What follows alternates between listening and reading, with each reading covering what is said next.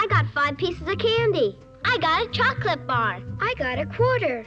I got a... Download to internet.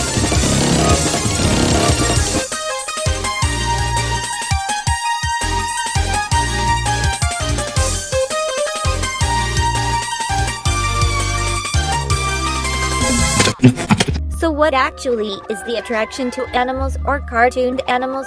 I mean, in a psychological sense, what is the reason for the attraction to that? In psychological terms, I don't know.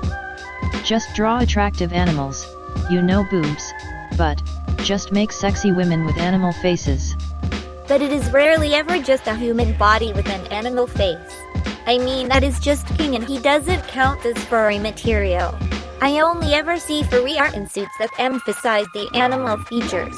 Things like the tail, the claws, the fur, the snoot, ears, scales. None of those are human in the least. And of course, me being completely removed from those freaks thinking I don't see the attraction. What am I missing here? I think you are overcomplicating this. Furries are more normie than you think. It literally is just taking a female and putting an animal head on it. That is all it takes to make furry art. Then how do you explain all the other features in the art that are not human, like paws and tails? Just aesthetics. With all furry art, all the main important features are still left on. Anything else thrown on is for decorations, really. So you are saying as long as the furry has good female proportions, bust waist, hip sizes, everything else doesn't matter? Pretty much. What about furries that do the bird stuff? Well, that is weirdo territory. Birds are weird. So you are saying you don't understand the bird people. So you do understand the bird people. I don't think there is logic to be had here. All of this is sexualized anthropomorphic things. And the fursuits are another thing. Furry art is normie in my opinion. I mean, it's Egyptian art in modern day. Fursuits are a bit different and are not really sexually charged. Then why are they always covered in cum stains? That's a great question. They are just freaks. Look, I am just saying with furries. So they are not sexually charged, but they are freaks.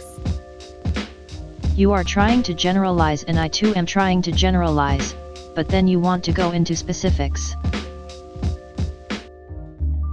Sure, let's stay on a general level then. You say furry art is normal. Furry art is normal, yes.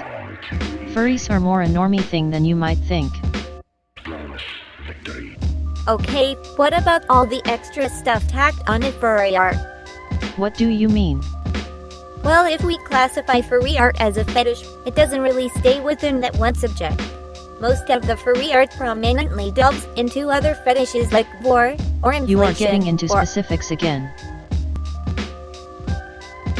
Look, the amount of fetish fuel within the art is odd. Finding a wholesome picture of some activity is much harder on the Furhub site or whatever it was called. It is always furry plus some extra fetish. Okay, I agree. There is a community of freaks, but on the surface level it is a normie thing. It is not that Freudian. I don't know what you mean by Freudian, but you mentioning that is a good point. Almost all furries I know have an awakening story. Usually something in their childhood that got them attracted to animals. Sally Acorn, Lola Bunny, that's Zootopia Bunny. Oh, Simba too. I have heard way too many people got into furrydom due to the Disney villain. Simba is the good one. I don't know the name then. Scar is the bad one.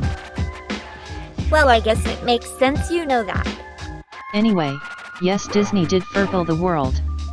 But ancient Egyptians were furries too, so it is a normie thing. Okay. And Hindus. But can we say furries have some kind of trigger or trauma that caused the attraction?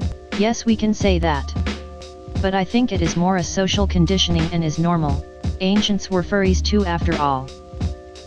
So Scalies, is that also a normal thing or is that a bit stranger than the average furry? Look, you can make porn out of anything, right? Technically, yes. but porn made from anything cannot really be taken seriously. Best example in my opinion is that weird flower sex scene from the Pink Floyd Wall movie. Anyone who is getting off to that simply has no higher thoughts than sex. I would see lizard porn in the same fashion. Okay, so would you draw sexy animals if you aren't conditioned to it? Probably not. But there are enough people around the world that are conditioned sexy animals that I see it as normal. And it has been that way for a long time.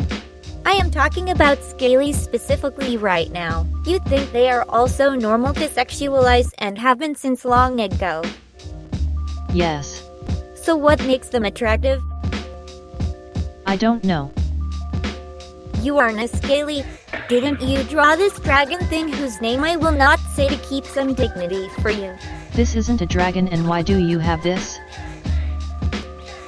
A mutual friend gave it to me. Is it a pachyderm then?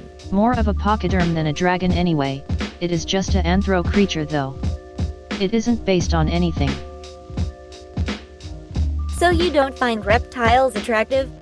Look, you can make them attractive. How does that work? I have already explained this.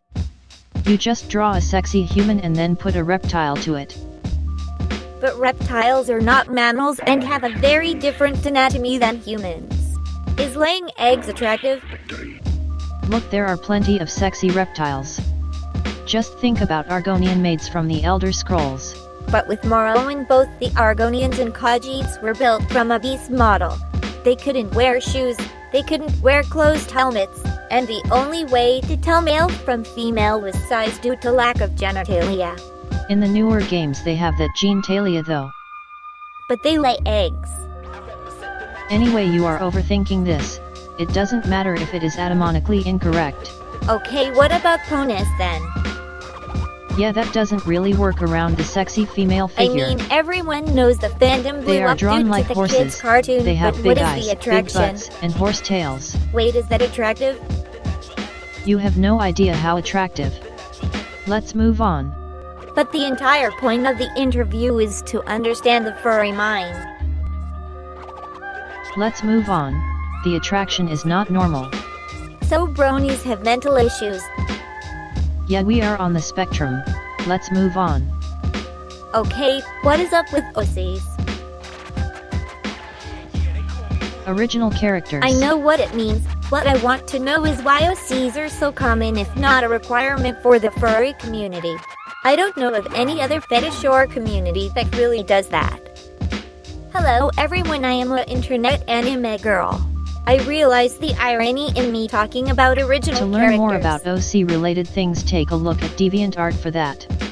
DeviantArt and Fur Affinity are kind of the same world. They are very different, they are very strange. You won't find an answer to why it is done though.